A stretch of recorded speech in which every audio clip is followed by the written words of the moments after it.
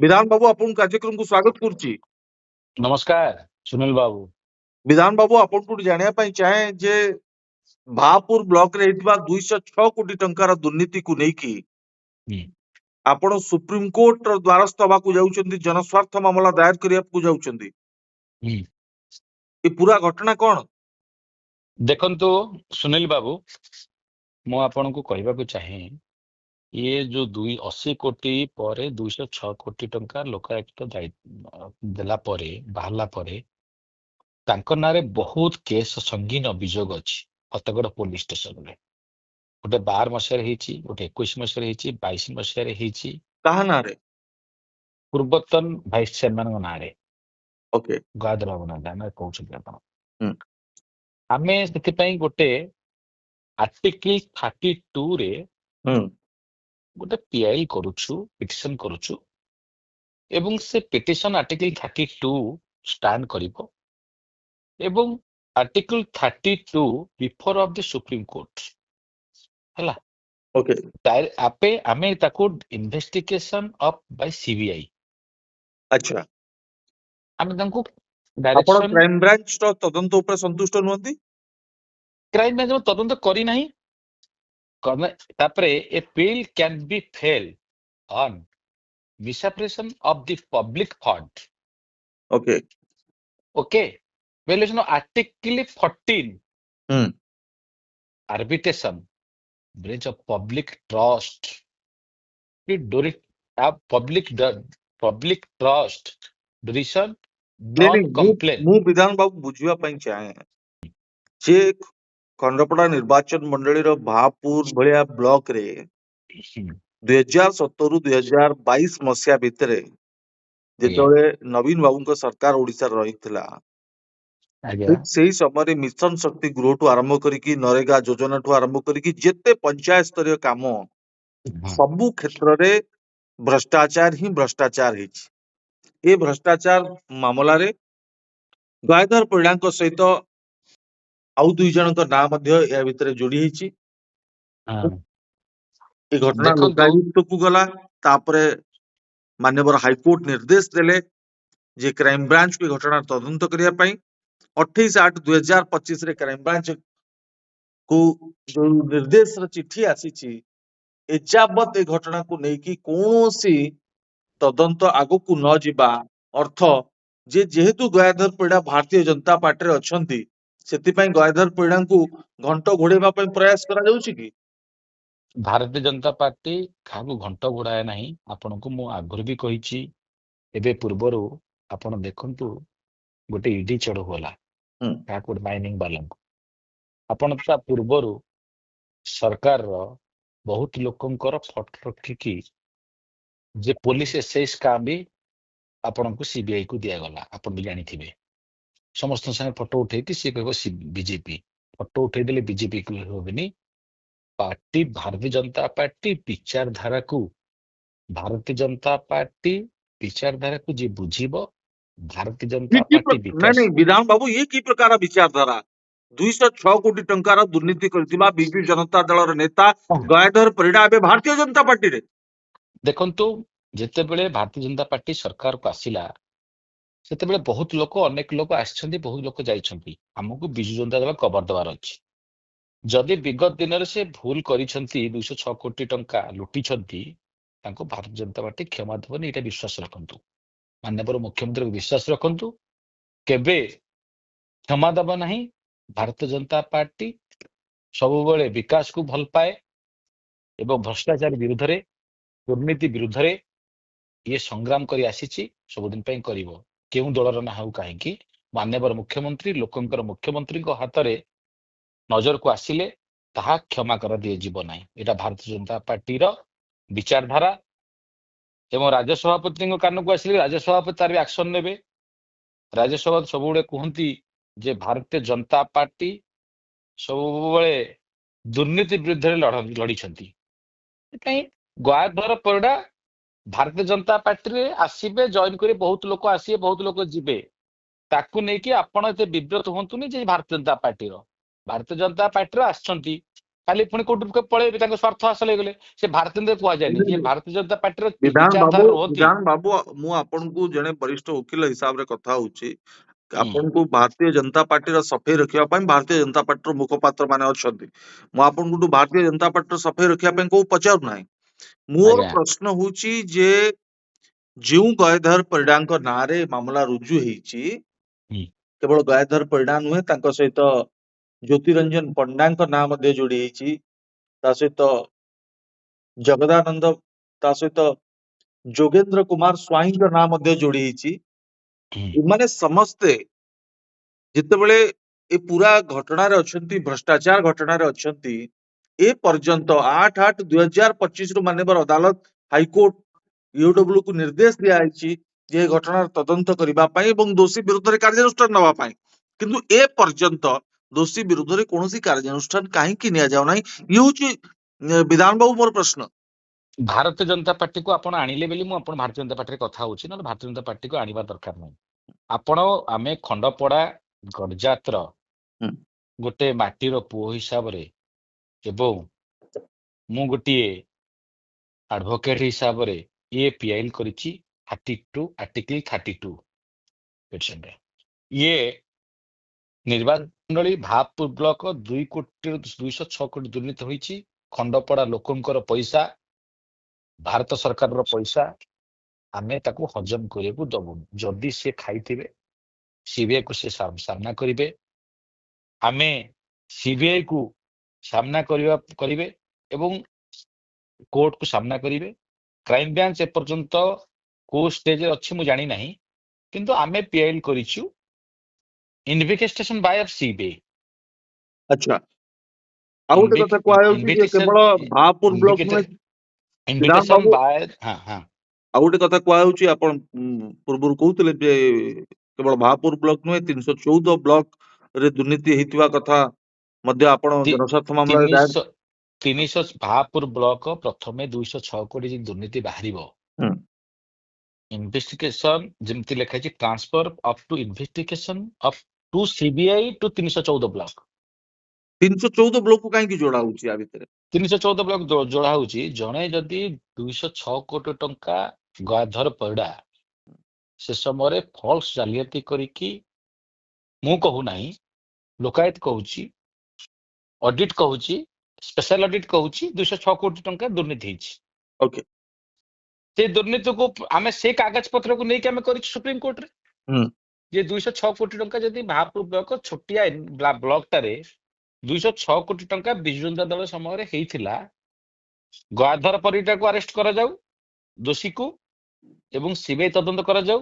ତା ସାଙ୍ଗରେ ଆଉ 314 ବ୍ଲକକୁ କଲେ, ତାକୁ ଯୋଡିଛୁ ଏଥିପାଇଁ ଯେ 300 ଇଣ୍ଟୁ 200 ମାନେ 6,000 କୋଟିର ବଡ ସ୍କାମ। ଏ ସ୍କାମଟା ପବ୍ଲିକ ପଇସା, ଲୋକଙ୍କ ପାଇଁ ଖର୍ଚ୍ଚ ହେବା ପାଇଁ ଆସିଛି ପଇସା। ଏଇଟା ଗାଦିବାଦ କରିବା ପାଇଁ କି ନିଜର ବନେଇବା ପାଇଁ କି ଫଲ୍ସ ବିଲ୍ କି ଲୁଚି ନ ରହିବା ପାଇଁ ଇଏ ପିଆଇଲ ହେଇଛି ଆର୍ଟିକଲ 32ରେ। ଇଏ ଆର୍ଟିକଲ 32 ସବଟେକ୍ସନ କରିବ ଆପଣଙ୍କର ସୁପ୍ରିମକୋର୍ଟରେ ଏବଂ ଉଚ୍ଚ ସର୍ବୋତ୍ତମ ନ୍ୟାୟାଳୟ ନିର୍ଦ୍ଦେଶ ଦେବେ। ଇନଭେଷ୍ଟିଗେସନ ଅପ୍ ବାୟ ସିବିଆଇ ନିଶ୍ଚିନ୍ତ ଅର୍ଡର ଆସିବ, ଆପଣ ବିଶ୍ୱାସ ରଖନ୍ତୁ। ଆଉ ଡାଇରେକ୍ଟ ଫର ଆପଣ ଦେଖନ୍ତୁ, ତାପରେ ଇଡି କୁ ଯିବ ଇନଫର୍ମେସନ ଡାଇରେକ୍ଟ ଅଫ ଇନଫର୍ମେସନ, ଆପଣ ତାପରେ ଯିବ recovery of mismanagement of the fund ଏବଂ 9080 ପ୍ରୋଭିଜନ କମ୍ପ୍ଲିଟ ଆକ୍ଟରେ ଆମେ ଇଡି କି ବି କରିବୁ, ପିଟିସନ କରିବୁ, ସିବିଆଇ କୁ ପିଟିସନ ହବ। ଆମେ 206 କୋଟି ଟଙ୍କା ଛାଡିବୁ ଲୋକାୟତରେ ଯୋଉଟା ହେଇଛି ଏବଂ ତାକୁ ଆଧାର କରି ସିଏଜି ରିପୋର୍ଟକୁ ଆଧାର କରି ଏବଂ ଗୟାଧର ପରିଡାରେ ଆପଣଙ୍କର ଆର୍ଟିକଲ 32ରେ କେସ୍ ହବ। ସିବିଆଇ ଇନଭେଷ୍ଟିଗେସନ କରିବ, ତା ସତ୍ତ୍ୱେ ଆଉ 314 ବ୍ଲକ ବି ଇନଭେଷ୍ଟିଗେସନ କରିବ। ଇଏ ହଉଛି ମୋର ଦାବି ସୁପ୍ରିମକୋର୍ଟରେ। ଆପଣ ଖୁବ ଜଲ୍ଦି ଆମେ ନିଶ୍ଚିନ୍ତ ରଖିବୁ ଆଶା ଆପଣ ରଖନ୍ତୁ 2 ମାସ ଭିତରେ ଆପଣ ଆପଣ ଦେଖିବେ ଏ ଖୋଳତାଡ଼ ଆରମ୍ଭ ହବ ଆଉ ଭାବପୁର ବ୍ଲକ 206 କୋଟି ଟଙ୍କା ଇଡି ଆଉ ସିବିଆଇ କୁ ଯିବ नहीं ଜଣେ ସାଧାରଣ विधान बाबू मोर आउ एक प्रश्न हला ହୁଁ, जे गयाधर परिडा नाँ रे ईओडब्ल्यू रे ए मामला वर्तमान चाली चालुची 8/8/2025 ठारू ହୁଁ, ଯଦିଓ ଏହାକୁ ନେଇକି ତଦନ୍ତ ଏତେ ସକ୍ରିୟ ହେଇନାହିଁ ଯୋଉଥିପାଇଁ ଆପଣ ବାଧ୍ୟ ହେଇଛନ୍ତି ସୁପ୍ରିମକୋର୍ଟକୁ ଯିବା ପାଇଁ ଏବଂ ଜନସ୍ୱାର୍ଥ ମାମଲା ଦାୟର କରିବା ପାଇଁ ମୋର ହଁ, ଏକଦମ ସ୍ପଷ୍ଟ ଭାବେ ପ୍ରଶ୍ନ ହଉଛି ଯେ ହୁଁ। ଗୟାଧର ପରିଡା ଏବେ ବି ଭାରତୀୟ ଜନତା ପାର୍ଟିର ନେତା ଏବେ ବି ନା ଖଣ୍ଡପଡାର ବିଧାୟକ ଗୟାଧର ପରିଡାଙ୍କ ସହିତ ଅଛନ୍ତି ପ୍ରତ୍ୟେକ କାର୍ଯ୍ୟକ୍ରମରେ ସେ ଦେଖନ୍ତୁ ଯୋଗ ଦଉଛନ୍ତି ତାଙ୍କୁ ବିଧାୟ କେବେ ଭାର ସସ୍ପେଣ୍ଡ ଭାରତୀୟ ଭାରତୀୟ ଜନତା ଜନତା ପାର୍ଟି କେବେ ପାର୍ଟି ସସ୍ପେଣ୍ଡ କରିବେ ଭାରତୀୟ ଜନତା ପାର୍ଟି ସର୍ବତମ ନାଇଁ ନାଇଁ ସେମିତି ସସ୍ପେଣ୍ଡ କରିବ ତ ଆପଣ କହିଦେଲେ ହବନି ନା ମୁଁ କହିଦେଲେ ହବନି ଗୟାଧର ପରିଡାଙ୍କ ନାଁରେ ଆସିଛି ରିପୋର୍ଟ ହୁଁ ଗୟାଧରଙ୍କ ନାଁରେ ଲୋକାୟତ ଦେଇଛି ସମସ୍ତେ ଦେଇଛନ୍ତି ଏବଂ ତାପରେ ସିବିଆଇ କରିକି ତାକୁ ଦୋଷ କଲେ ହୁଁ ତାପରେ ଯାଇକି ପାର୍ଟି ନିଷ୍ପତ୍ତିଟା ପାର୍ଟିର କଥା ମତେ ପାର୍ଟି ବିଷୟରେ କାହିଁ ପଚାରେ ଭାରତୀୟ ଜନତା ପାର୍ଟିର ମୁଁ ଗୋଟେ ହନୁମାନ ହୁଁ ଭାରତୀୟ ଜନତା ପାର୍ଟିକୁ ଭଲ ପାଉଥିବା ବିଚାରଧାରା ଭଲ ପାଉଥିବା ମୁଁ ଲୋକ ତାଙ୍କ ଭାରତୀୟ ଜନତା ପାର୍ଟିଙ୍କ ବିଷୟରେ ମତେ ସେ ବିଷୟରେ ଭାରତୀୟ ପାର୍ଟିରେ ବହୁତ ନେତୃତ୍ୱ ସେଇ ନେଉଛନ୍ତି ବଡ ବଡ ସସ୍ପେଣ୍ଡ ନେତୃତ୍ୱ ତାଙ୍କୁ କରାଯିବା ପଚାରିଲେ ଉଚିତ ଭଲ ନା ହବ ନାହିଁ ସେଇଟା ମୁଁ କହିପାରିବିନି ସସ୍ପେଣ୍ଡ କରିବା କଣ ନ କରିବା ସେଇଟା ମୁଁ କହି ସେ ଉପରେ ମନ୍ତବ୍ୟ ଦେବା ମୋ ପାଇଁ ଭଲ ହବ ନାହିଁ ଭାରତୀୟ ଜନତା ପାର୍ଟି ସର୍ବପ୍ରଥମ ବାଳି ମୁଁ ଭାରତୀୟ ଜନତା ପାର୍ଟିର କୋଉ କାର୍ଯ୍ୟ ପଦାଧିକାରୀ ନାହିଁ କି ମୁଁ କୋଉଠି ବଡ ମୁଁ କୋଉଠି ପାର୍ଟି ପ୍ରେସିଡେଣ୍ଟ ନୁହେଁ କି ପାର୍ଟି ତେବେ ସେକ୍ରେଟାରୀ ନୁହେଁ କି ବର୍ତ୍ତମାନର କିଛି ନୁହେଁ ବିଜେପିର ବିଧାୟକ ଯିଏ ଖଣ୍ଡପଡାରେ ମୁଁ ଅଛନ୍ତି ହଁ ସେ ଗୟାଧର ପରିଡାଙ୍କୁ ବିଭିନ୍ନ କାର୍ଯ୍ୟକ୍ରମରେ ସାମିଲ କରିବା ତାଙ୍କ ସହିତ ବୁଲିବା କଣ ବାର୍ତ୍ତା ଦଉଛି ଜଣେ ଭ୍ରଷ୍ଟାଚାରୀ ଜଣେ ଯାହାଙ୍କ ନାଁରେ 206 କୋଟି ଆଜ୍ଞା ଟଙ୍କାର ସେଇଟା ମୁଁ ଭ୍ରଷ୍ଟାଚାରର ଅଭିଯୋଗ ଆସିଛି ମାନ୍ୟବର ବିଧାୟକଙ୍କ ବିଷୟରେ କହିପାରିବିନି ହୁଁ ଭାରତୀୟ ଜନତା ପାର୍ଟିର ଜଣେ ବିଧାୟକ ତାଙ୍କ ବିଷୟରେ ମୁଁ କିଛି କହିପାରିବିନି ସେ ତ ପ୍ରଥମ କରି ବିଧାୟକ କହିଛନ୍ତି ତାଙ୍କୁ କଣ ସିଏ ରାଜନୀତି କରୁଛନ୍ତି ସମସ୍ତେ ଧରିକି ବୁଲିବେ କିଛି ଦିନ ତଳେ ଏବେ ବାହାରିବା ଆପଣ ସୁନା ବିସ୍କେଟ ସ୍କାମ ଅପେକ୍ଷା କରନ୍ତୁ ଆପଣଙ୍କୁ ସେଇ ଖଣ୍ଡପଟରୁ ବାହାରିବ ସୁନା ବିସ୍କେଟ ସ୍କାମ ଆପଣ ଖୁବ ଜଲ୍ଦି ଆପଣ ଦେଖିବେ ଯୋଉଥିରେ ଗୟାଧର ସୁନା ପରିଡାଙ୍କ ବିସ୍କେଟ ସମ୍ପୃକ୍ତି ଅଛି ସେଇଟା ଇନଭେଷ୍ଟିଗେସନ ହେଲା ପରେ କହିବା ସୁନା ବିସ୍କେଟ ବାହାରିବ ଆପଣଙ୍କର ଜମି ଦବା ନାଁରେ କହିକି ଲୋକଙ୍କୁ ବହୁତ ଟଙ୍କା ଠକି ଯାଇଛନ୍ତି ସେ କଥା ବାହାରିବ ବହୁତ କଥା ବାହାରିବ ଆପଣ ଅପେକ୍ଷା କରନ୍ତୁ ସେ ଜିନିଷ ବାହାରିବ ଏଇ ଗୋଟିକ ଆପଣ ମତେ କେସ୍ ଟା ଏଇ ଯୋଉ 206 କୋଟି ଉପରେ ମତେ ସିବିଆଇ କୁ ଟ୍ରାନ୍ସଫର କରାଯାଉ ଏବଂ ସିବିଆଇ ଇନଭେଷ୍ଟିଗେସନ କରିବା ପାଇଁ ଆପଣ ସୁପ୍ରିମକୋର୍ଟକୁ ଅପେକ୍ଷା କରନ୍ତୁ ଭରସା ରଖନ୍ତୁ ସୁପ୍ରିମକୋର୍ଟଙ୍କ ଉପରେ ସୁପ୍ରିମକୋର୍ଟ ନିର୍ଦ୍ଦେଶ ଦେଲେ ପର୍ଦ୍ଦାଫାଶ ହେଲେ ସବୁ ଜିନିଷ ବାହାରି ପଡିବ ତାପରେ ଜମିର ପଇସା ବାହାରିବ ସୁନା ବିସ୍କେଟ ସବୁ ବାହାରିବ ଯୋଉ ଯୋଉ କ୍ରାଇମ ସବୁ କରିଛନ୍ତି ଖଣ୍ଡପଡାରେ ସବୁ ବାହାରିବ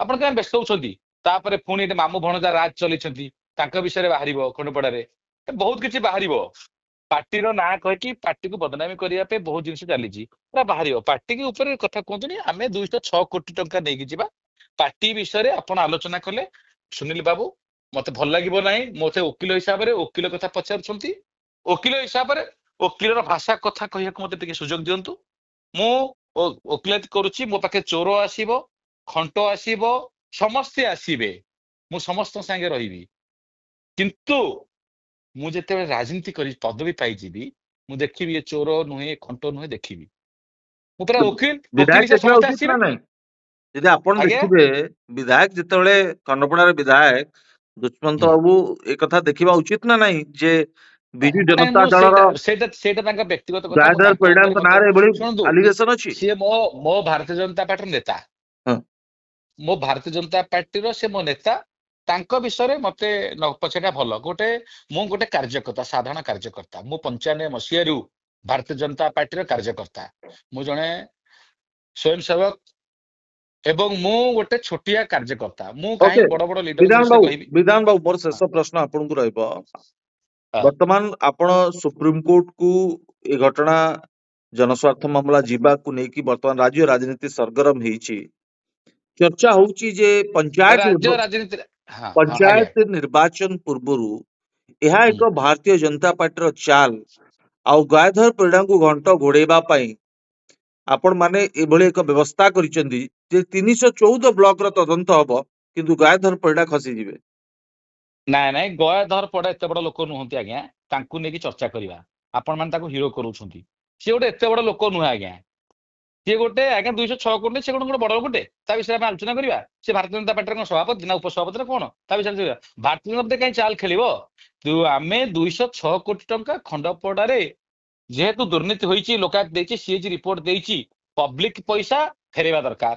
ଆପଣ ପବ୍ଲିକ କହୁଛନ୍ତି ପଇସା 6,000 ରିକଭରି କୋଟି ଦରକାର। ଟଙ୍କାର ଦୁର୍ନୀତି ବର୍ତ୍ତମାନ ହେଇଛି 314 ବ୍ଲକରେ। 200 କୋଟି ଟଙ୍କା ଯଦି 206 କୋଟି ଗୋଟେ ବ୍ଲକ ରୁ ବାହାରିଲା ବିଜୁ ଜନତା ଦଳ ସମୟରେ, ହୁଁ ଇଣ୍ଟୁ 314 ବ୍ଲକ ହିସାବ କରିଦିଅନ୍ତୁ, 6,000 କୋଟି ସ୍କାମ।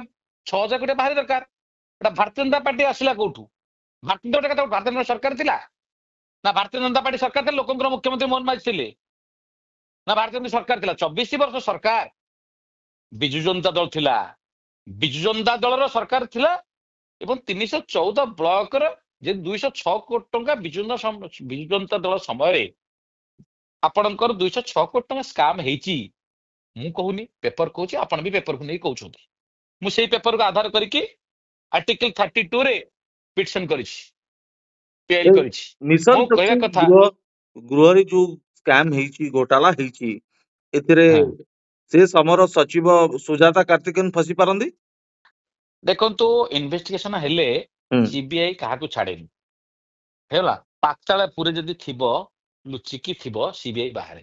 ସିବିଆଇ ଉପରେ ପାତାଳପୁରେ ଯଦି ଥିବ, ଇଡି ଛାଡିବ ନା ସିବିଆଇ ଛାଡିବନି? ଇଡି ଆଉ ସିବିଆଇ ଆଙ୍କ ବିଷୟରେ ଆପଣ ଜାଣିନାହାନ୍ତି, ହେଲା। ଆମେ ଓକିଲ ହିସାବରେ କହୁଛୁ, ଇଡି ସିବିଆଇ ପାତାଳପୁରେ ଦୋଷୀ କରିଥିଲେ ଛାଡିବନି। ହୁଁ ସେ କୋଉ ଦଳର ହଉ ନା କାହିଁକି, ହୁଁ। ବିଜେପି ଦଳ ହଉ, ବିଜେଡି ହଉ, ବିଜେପି ହଉ, କୋଉ ଦଳର ହଉ ନା କାହିଁକି। ନା ଆମେ ଦେଖୁଛୁ ଯେ ଇଏ ବର୍ତ୍ତମାନ ସିବିଆଇ ଆପଣଙ୍କର ଚିଟଫଣ୍ଡ ସ୍କାମ ରେ କେତେ ଲୋକଙ୍କୁ ଗିରଫ କରୁଛି, କେତେ ଗିରଫ ତଦନ୍ତ କଲାର ନାହିଁ, ହଉଛି। କେତେ ଗିରଫ କଲାର ନାହିଁ, ହଁ, ସବୁ ପୁଣି ଯୋଉମାନେ ଏକ୍ସାଇଜ ମୁଖ୍ୟ କାମ ଗିରଫ କାରବାରଦାର କଲାର ନାହିଁ। ସେମାନେ ଏବେ ଖୁଲମଖୁଲା ବୁଲୁଛନ୍ତି। ନାଇଁ ନାଇଁ ନାଇଁ, କିଛି ଆଜ୍ଞା ଭୁଲନି, ସମସ୍ତଙ୍କୁ ଯେତେବେଳେ ଭାରତୀୟ ସିବିଆଇ ଜନତା ପାର୍ଟି ଚାହୁଁଛି ଆଜ୍ଞା ସିବିଆଇ କୁ ଆଜ୍ଞା ବ୍ୟବହାର ଆଜ୍ଞା କରୁଛି ନିଜ ଇଚ୍ଛାରେ। ନାଇଁ ନାଇଁ ନାଇଁ ନାଇଁ, ଭାବିବା ଭୁଲ। ଭାରତୀୟ ଜନତା ପାର୍ଟିର ନୌକର ନୁହେଁ ସିବିଆଇ। ସିବିଆଇ ହଉଛି ସର୍ବୋଚ୍ଚ। ସିବିଆଇ ଭାରତ କାହାର ନୌକର ନୁହେଁ, କୋଉ ଦଳର। ଏଟା ଭୁଲ ଧାରଣା ତାହେଲେ ଆପଣଙ୍କ ଚିଟଫଣ୍ଡ ମନ। କ୍ଷତିଗ୍ରସ୍ତଙ୍କୁ ଏଟା କାହିଁକି ଟଙ୍କା ମିଳୁନି? ଚିଟଫଣ୍ଡ କାହିଁ କ୍ଷତି କାହିଁ ମିଳୁନି? କାହିଁକି? ସମସ୍ତେ ଆଜ୍ଞା ଶୁଣନ୍ତୁ, ପଇସା ସମସ୍ତେ ଜେଲ ଗୋଟେ ତାର ଗୋଟେ ଥାଏ, କେତିକି ଦିନ ଭିତରେ ରିମାଇଣ୍ଡର ନିଆଯାଏ, କେତିକି ଦିନ ଭିତରେ ତାର ଚାର୍ଜସିଟ କରାଯାଏ, କେତିକି ଦିନ ଭିତରେ ବେଲ କରାଯାଏ। ତ ସେ ତାର କାର୍ଯ୍ୟକ୍ରମ କରୁଛି। ଆପଣ ତା ଚିଟ୍ ଫଣ୍ଡ ଆଡକୁ ଯାଆନ୍ତୁନି। ଆମେ 206 କୋଟି ଟଙ୍କା ଯିବା ନା ଚିଟ୍ ଫଣ୍ଡ ଆଡକୁ ଯିବା?